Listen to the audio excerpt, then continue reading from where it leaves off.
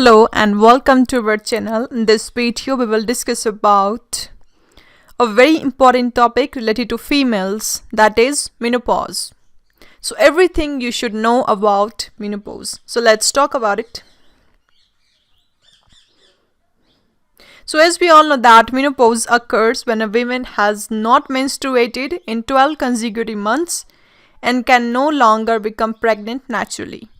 It usually begins between the age of 45 and 55, but can develop before or after this age range. And menopause can cause uncomfortable symptoms such as hot flushes and weight gain. And for most of the women's, medical treatment is not needed for menopause. So, first of all, we'll talk about when does menopause begins and how long does it last. So let's talk about it. So, most women first begin developing menopause symptoms about 4 years before their last period, and symptoms often continue until about 4 years after a woman's last period.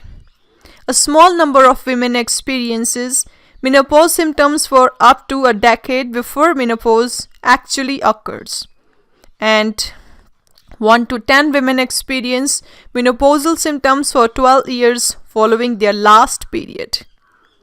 And the median age for menopause is 51, though it may occur on an average to 2 years earlier for Black and Latina women. And most studies are needed to understand the onset of the menopause for women of color. And there are many factors that help determine when you will begin menopause, including genetics and ovary health.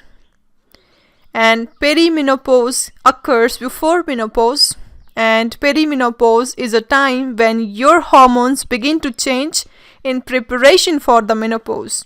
It can last anywhere from a few months to several years. Many women begin perimenopausal some point after their mid-40s, and other women skip perimenopause and enter menopause suddenly. And about 1% of the women begins menopause before the age of 40, which is called premature menopause, or you can say primary ovarian insufficiency.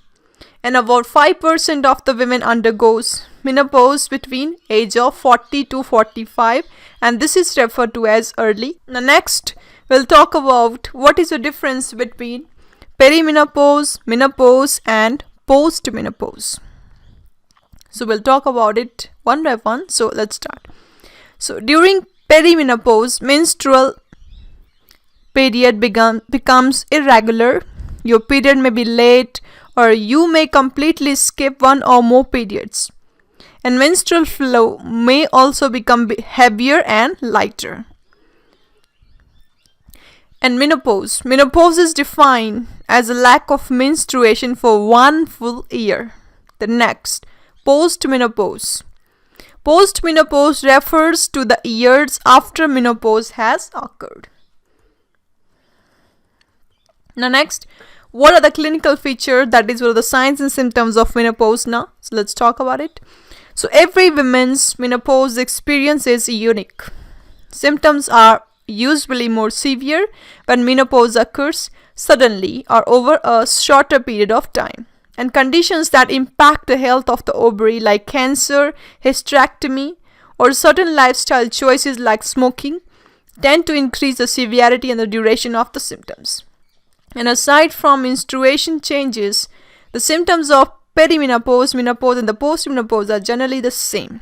The most common early signs of the perimenopause are: first, less frequent menstruation. Second, heavier or lighter periods than you normally experience. Third, vasomotor symptoms like hot flushes, night sweat, and flushes. An estimated 75% of women experiences hot flush with the menopause. And other common symptoms of the menopause include insomnia, means difficulty in sleeping, vaginal dryness, weight gain, depression, anxiety, difficulty concentrating, memory problems, reduced libido, or you can say sex drive, dry skin, mouth or eyes. increased urination, sore or the tender breasts, headaches, racing heart, urinary tract infections, that is UTI, reduced muscles mass, next painful or the stiff joints, next reduced bone mass, next less full breasts. And the next symptom is hair thinning or loss. The last one is increased hair growth on the areas of the body such as face, neck, chest and the upper back. So these are the clinical features of menopause. Now next we'll talk about the complications of menopause. So common complications of the menopause include: first, vulvovaginal atrophy; second, dyspareunia or you can say painful intercourses; third, slower metabolic functions; fourth, osteoporosis or weaker bones with reduced mass and strength; fifth, mood or the sudden emotional changes; next, cataract; periodontal diseases; next, urinary incontinence; and last is heart or the blood vessel diseases. So these are the complications of menopause. Now next, very important, why does menopause occur? So let's talk about it. So as we all know that menopause is a natural process that occurs as the ovaries age and produce less reproductive hormones. The body begins to undergo several changes in response to lower level of estrogen, progesterone, testosterone and FSH, that is follicle stimulating hormone, and LH, that is a luteinizing hormone. And one of the most notable changes is the loss of the active ovarian follicles. So ovarian follicles are the structures that produce and release eggs from the ovary wall and allowing menstruation and fertility. And most women first notice the frequency of their period becoming less consistent, and as the flow becomes heavier and the longer. This usually occurs at the same time in the mid to late 40s. By the age of 52, most women have undergone menopause. In some cases, menopause is induced or caused by injury or surgical removal of the ovaries, and the most common causes of induced menopause symptoms include: first, bilateral oophorectomy or surgical removal of the ovaries; secondly, ovarian ablations or the shutdown of the ovary functions, which may be done by hormone therapy, surgery or radiotherapy techniques in women with the estrogen receptor; pelvic injuries that severely damage or destroy the ovaries. So I hope this is very much clear to you guys that why does menopause occurs. Now next, now how is menopause diagnosed? So what are the investigations now? So it is worth talking with your healthcare provider if you are experiencing troublesome or disabling menopause symptoms, or you are experiencing menopause symptoms and are 45 years of age or younger. So a new blood test known as the PICO-AMH ELISA diagnostic test was recently approved by the Food and the Drug Administration, and this test is used to help determine whether a woman has entered the menopause or is getting closer to entering menopause. So this is the first test, that is PICO-AMH ELISA diagnostic test. And this new test may be useful or helpful to women who show symptoms of perimenopause, which can also have adverse health impacts. Early menopause is associated with the high risk of osteoporosis and fractures, heart diseases, cognitive changes, vaginal changes, and loss of libido and mood changes. So your doctor can also order a blood test, that is a second test, that will measure the level of certain hormones in the blood, usually FSH, that is follicle stimulating hormone, and a form of estrogen called estradiol. And consistently elevated FSH blood level of 30 or higher, combined with the lack of menstruation for one consecutive year, is usually confirmation of menopause.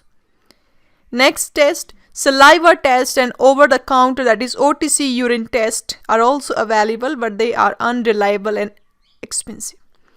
So during perimenopause, FSH in the estrogen level fluctuates daily. So most healthcare providers will diagnose this condition based on the symptoms, medical history, and menstrual information. So depending upon your symptoms and health history, your doctor, your healthcare provider may also order additional blood tests to help to rule out other underlying conditions that may be responsible for your symptoms.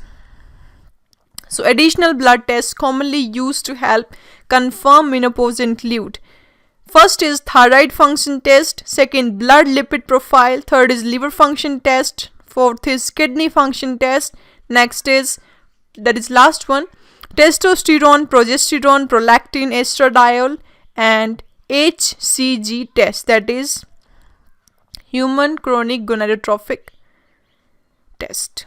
So these are the various tests that are performed in order to diagnose menopause.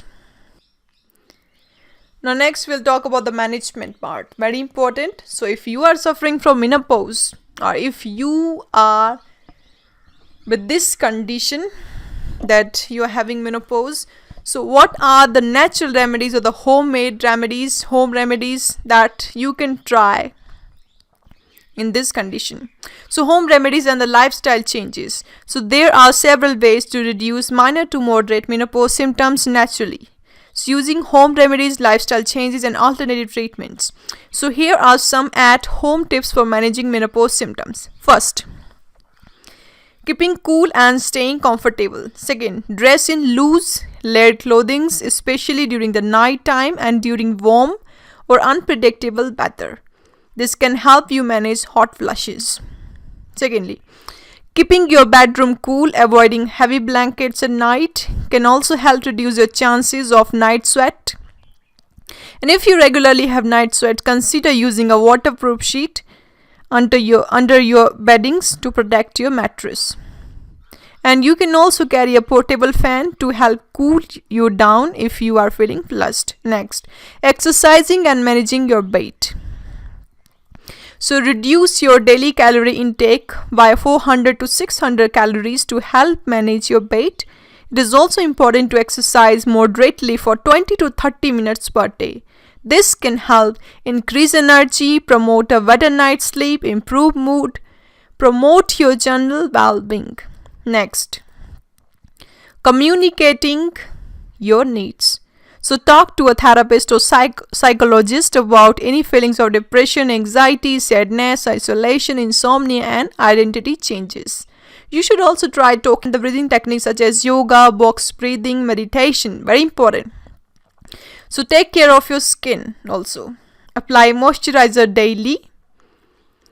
To reduce skin dryness, you should also avoid excessive bathing and swimming, which can dry out or irritate your skin.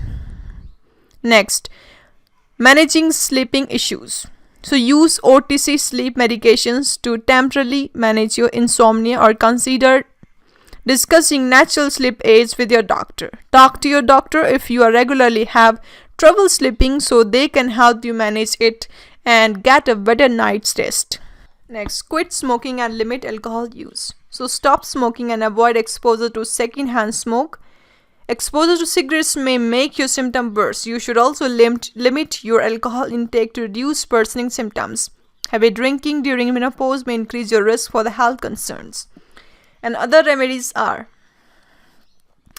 other natural supplements and nutrients that may help limit menopause symptoms include soya, vitamin E, melatonin, flax seeds.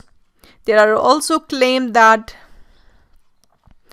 black cohoes may improve some symptoms you can try if you are at this condition, that is menopause. So that's all in this video. We have discussed about very important topic that is related to female, that is menopause. So that's all for today. See you guys in our next video, that is how one can manage menopause with the help of homeopathic medicine for permanently. With us for videos like this. Don't forget to subscribe and comment below, and yes, press the bell icon for more updates. Stay safe and stay healthy, and yes, thanks for watching our video.